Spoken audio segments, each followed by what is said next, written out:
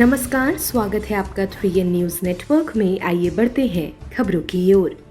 Corona से लड़ाई में भारत को मिला एक और हथियार, DRDO की 2DG दवा लॉन्च।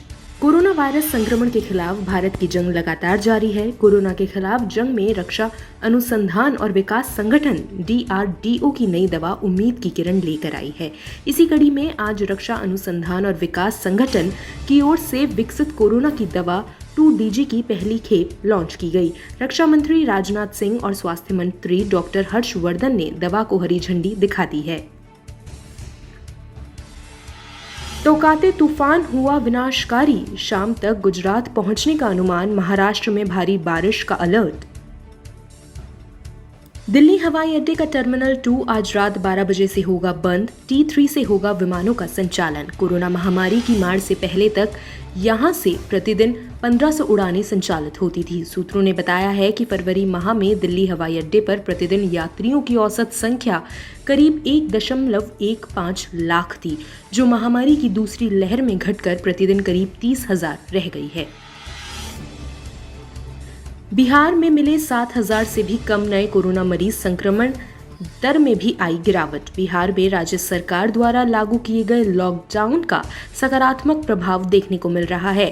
यहाँ कोरोना के नए मामलों में कमी आई है, जबकि मरीजों के ठीक होने की दर में बढ़त दर्ज की जा रही है।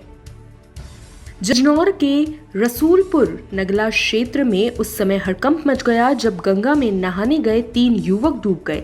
हालांकि उसमें से एक युवक को गोताखोरों ने बाहर निकाल लिया, लेकिन डॉक्टर ने युवक को मृत घोषित कर दिया। मौके पर आला अधिकारियों सहित गोताखोर शेष 2 युवकों की तलाश में जुटे हैं। अनुमंडलीय अस्पताल में पड़ा वेंटिलेटर ऑपरेटर के अभाव में धूल फांक रहा है। पिछले 1 साल से वेंटिलेटर का सिस्टम इंस्टॉल तक नहीं हुआ है और ना ही आज तक ऑपरेटर मिला है। कोविड केयर सेंटर में मरीज सांसों की जंग लड़ रहे हैं, दम तोड़ रहे हैं। प्रतिदिन MLA, MLC, MP अस्पताल का निरीक्षण कर रहे हैं, लेकिन वेंटिलेटर के लिए कोई भी पहलकदमी नहीं कर रहा। पिछले कोरोना काल से ही ये आया हुआ है और ऑपरेटर की कमी की वजह से अभी तक ये चल नहीं रहा है। अगर यह सुचारू रूप से चलता तो कोविड मरीजों को काफ़ी इसकी सुविधा मिलती। मैं सभी जनप्रतिनिधि गणों से निवेदन करना चाहता हूं कि अगर सरकारी स्तर पर बहाली होने में अगर टाइम लग रहा है तो एक प्राइवेट ऑपरेटर का भी व्यवस्था अगर हो जाता तो यहाँ काफ़ी सहूलियत होती। बघा के लिए सौभाग्य की बात होती। लगातार मरीजों की मौत हो रही है वेंटिलेटर नहीं चलने से। इसी के लिए हम लोग कह रहे हैं कि अभी तत्काल कोई व्यवस्था होनी चाहिए इसको चलाने के लिए, और प्राइवेट स्तर पर भी किसी को रख करके ऑपरेटर को कुशल ऑपरेटर को रख करके चलवाने का व्यवस्था किया जाए। इसके लिए सभी को धन्यवाद होगा। प्राचीन सोनार माता पहाड़ी पर वरवासा माफी के युवाओं ने गांव और क्षेत्र की सुख शांति के लिए प्रार्थना की। वैश्विक महामारी कोविड-19 से पूरे भारतवर्ष को बचाने हेतु वरवासा माफी के युवाओं ने 2 पहाड़ी को पार करते हुए प्रसिद्ध सोनार माता पहाड़ी के दर्शन किए और क्षेत्र की खुशहाली की कामना की।